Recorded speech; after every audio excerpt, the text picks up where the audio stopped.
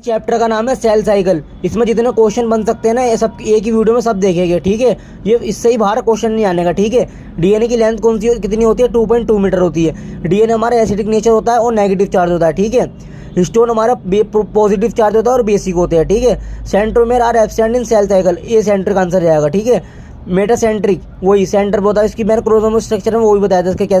Metacentric shape होती है V shape, सब मेटासेंट्रिक शेप होती है एल शेप, एक्रोसेंट्रिक शेप होती है जे शेप, लोकोटेड ये near the end, telocentric and में शेप होती है, इसकी होती है आई शेप, ठीक है। अगर पूछेगा तो देख लेना। Telocentric chromosome are absent in human में एब्सेंट होता है telocentric chromosome, but present are chimpanzee में प्रेजेंट होते हैं। चिंपांजी में 48 क्रोमोसोम होते हैं, ह्यूमन में 46 क्रोमोसोम होते हैं, ठीक है। Typical eukaryotic cell divide in 24 hours, ठीक है। यूकैरियोटिक सेल में डिवाइड होने में कितना टाइम लगता है? 24 hours. 95% total sale cycle interface 23 घंटे का टाइम लगता है और इंटरफेस का साइज बढ़ता है, ठीक है। 5% माइटोसिस फेज में होते हैं, इसमें 1 घंटे का टाइम लगता है और एन फेज में साइज नहीं बढ़ता। ये बहुत इंपॉर्टेंट बात लिखी हुई है, ठीक है। अब ईच की सेल साइकिल का टाइम कितना लगता है? 90 मिनट, ठीक है। Kinetochore spindle fibre attach to attachment, ठीक है। ये लाइन पीवाईक्यू में चेक कर लेना, 2-3 बार आई हुई है यही। बताओ स्पिंडल फाइबर किससे अटैचमेंट होते हैं? काइनेटोकोर से। सिंथेसिस बाय स्पिंडल फाइबर, ठीक है, ध्यान रखना, ये दोनों लाइन मैंने लिख रखी है। अब देखते हैं इसका नेक्स्ट पेज। अब इसमें नेक्स्ट पेज में लिखा रखा है डिप्लोटीन। डिप्लोटीन में क्या होता है? एक्स शेप स्ट्रक्चर चियास्मेटा, मतलब एक्स शेप होता है चियास्मेटा का, ठीक है।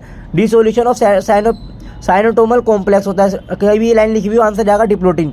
चियास्मेटा में डिप्लोटीन, ठीक है। एक होता है डाइकाइनेसिस। डाइकाइनेसिस की मैंने ट्रिक बना रखी है, 2 कप चाय लाओ, 2 से आ जाएगा 2 कप से आ जाएगा काइनेज, टी से आ जाएगा ये टी, 2 कप चाय से चाय में चाय पत्ती चलती है टी, और टी से तुम्हें चाय भी आ जाएगा। ये ऐसे याद करना, मैंने इनमें कन्फ्यूजन होती है। डिप्लोटीन में चियास्मेटा होता है खाली, डाइकाइनेसिस में टर्मिनल चियास्मेटा होता है, ठीक है। अब एनाफेज सेकंड। एनाफेज सेकंड में क्या होता है? स्प्लिटिंग ऑफ सेंट्रोमेयर, ठीक है। टीलोफेज फर्स्ट में क्या होता है? Stage between mitotic division is called interkinesis, short life होती है, ठीक है। ध्यान रखना, शॉर्ट लाइफ बहुत इंपॉर्टेंट है ये। अब आगे next question, the stage between the 2 meiotic division, इसमें क्या क्या होता है? जनरली शॉर्ट लाइफ होती है, कोल्ड से इंटरकाइनेज बोलते हैं, ठीक है। सिस्टर क्रोमेटिड सेपरेट, किसमें सिस्टर क्रोमेटिड सेपरेट होती है? एनाफेज सेकंड में होती है, ठीक है। होमोलोगस क्रोमोसोम सेपरेट किस में होते हैं? एनाफेज फर्स्ट में होते हैं। ये दोनों भी बहुत इंपॉर्टेंट है, पूछ सकते हैं आपसे। ये आ गया स्टेबलाइजिंग ऑफ टीलोमर, किस में होती है? नो शॉर्टनिंग होती है इसके अंदर, इन केस ट्यूमर। ध्यान रखना, स्टेबलाइजिंग ऑफ टीलोमर, ठीक है, नो शॉर्टनिंग होती है इन केस ट्यूमर के अंदर। अब देखते हैं नेक्स्ट पेज। इसमें जितना जितना देख रहा था हमने देख लिया। अब इसमें आता है हमारा ये 2 तरीके के होते हैं। एक तो हमारा ये लिखा हुआ है हमारा प्रोफेज, ये प्रोफेज लिखा हुआ है, ठीक है। और ये हमारा टीलोफेज लिखा हुआ है, ठीक है। इसकी ट्रिक क्या याद करना है? पप्पू कैन डांस साला, क्या है? पप्पू कैन डांस साला। पप्पू से आ जाएगा प्रोफेज, कैन से आ जाएगा ये, डी से आ जाएगा ये, साला से आ जाएगा ये, ठीक है। और इसमें क्या क्या होता है पढ़ते हैं। कहीं भी लिखा हुआ क्रोमेटिक कंडीशन किसमें होता है? आंसर जाएगा प्रोफेज। सेंट्रियोलर मूवमेंट किसमें होती है? आंसर जाएगा प्रोफेज। डिस्टिंग्रेशन ऑफ न्यूक्लियर मेम्ब्रेन किसमें होती है? आंसर जाएगा प्रोफेज। डिसेपरेशन ऑफ सेल ऑर्गेनल के आंसर क्या जाएगा? प्रोफेज। स्पिंडल फाइबर फॉर्मेशन में किसमें होती है? प्रोफेज में, ठीक है। अब आगे टीलोफेज। डिकंडेशन ऑफ क्रोमोसोम होती है इसके अंदर, reintegration of nuclear membrane, reappearance of cell organelle, ठीक है। स्पिंडल फाइबर इसमें ब्रेक डाउन हो जाते हैं, ठीक है। पूछेगा बताओ स्पिंडल फाइबर ब्रेक डाउन किसमें हो जाते हैं? टीलोमेयर में, ठीक है। अब आता है मोस्ट ड्रामेटिक फेज, एम से मोस्ट, एम से एम फेज, ठीक है। इसका आंसर यही जाएगा। इसकी सीक्वेंस पूछ लेते हैं। इसकी ट्रिक है G1 से G2 मिला, क्या है? G1 से G2 मिला। अगर आपसे पूछ ले G1 से G2 मिला, मोस्ट ड्रामेटिक फेज क्या? M phase. अब आगे साइटोस्केलेटन, ये 2016 में सवाल आया था इसके ऊपर, सिविन 3 के ऊपर पॉइंट के ऊपर सवाल आया था, इस बार भी आ सकता है। ये एक होता है हमारा माइक्रोट्यूबुल, एक होता है हमारा माइक्रोफिलामेंट, तीसरा होता है हमारा इंटरमीडिएट फिलामेंट। माइक्रोट्यूबुल में ध्यान रखना, माइक्रो मतलब स्मॉल, ट्यूबुल मतलब ट्यूब, माइक्रो मतलब स्मॉल, फिलामेंट मतलब सॉलिड, इंटरकाइनेट फिलामेंट, ठीक है। अभी साइज याद करने की छोटे से कंसेप्ट बता रहा हूँ, समझ लो। पहले आपको टेबल तो आती होगी 6 की, यहाँ लिखना 6, 6 2 12, 6 3 18, ठीक है। अब 7 की आ जाओ, 7 1 7, 7 2 14। अब यहाँ पे 7 3 कर देना, ठीक है। कुछ भी थोड़ा बहुत कॉमन सेंस लगा लेना, ठीक है। ऐसे 6 1 6, 6 2 12, 6 3 18, 7 2 12, 7 2 14 और 7 3 21, ऐसे टेबल खेल देना। 2016 में इसके ऊपर सवाल आया था माइक्रोफिलामेंट को बताओ 6-7 मीटर नाइनोमीटर किस में होती है? आंसर था माइक्रोफिलामेंट, ठीक है। अब आइए pole to equator. Pole to equator पे क्या होता है हमारा? डीपोलीमराइजेशन, ठीक है। अब पोल टू पोल क्या होता है हमारा? पॉलीमराइजेशन। ध्यान रखना, पॉलीमराइजेशन, डीपोलीमराइजेशन, ठीक है। कहीं भी सेम वर्ड लिखा ना, पोल पोल, तो आंसर पोल में ही जाएगा, ध्यान रखना, ठीक है। एनाफेज रिक्वायर, एनाफेजिंग क्रोमेटिव कॉम्प्लेक्स, आंसर यही जाएगा, anaphase require. Arms of chromosome, ये क्या जाएगा इसका आंसर? टेलिंग बिहाइंड, ठीक है। अब आइए leptotene stage. Leptotene stage visible light microscope होता है, ठीक है। अब ये हमारा इलेक्ट्रॉन माइक्रोग्राफ्स, इसमें क्या होता है हमारा साइनोप्टिमल कॉम्प्लेक्स होता है। कहीं भी वर्ड लिखा हुआ आंसर जाएगा इलेक्ट्रॉन माइक्रोग्राफ्स में, ठीक है। अब इसका नेक्स्ट पेज देखते हैं, इसमें क्या लिखा हुआ है। अब ये हमारा होता है हमारा ये एम फेज इंटरफेज। इंटरफेज हमारा 95% का होता है, मैंने बताया था। एम फेज हमारा 5% का होता है। ये हमारा 3 पार्ट में हो जाता है, G1, एस फेज, G2।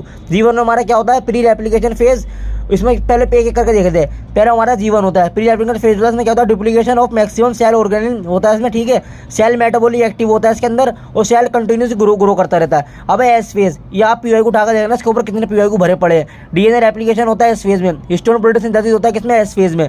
सेंट्रोल का डुप्लीकेशन किसमें होता है, एस फेज में, ठीक है। Cell growth DNA synthesis S phase में होता है। अब G2 प्री मैट्रियोटिक फेज पूछेगा तो आंसर G2 जाएगा, और इसका क्या था, प्री रेप्लिकेशन फेज G1 है।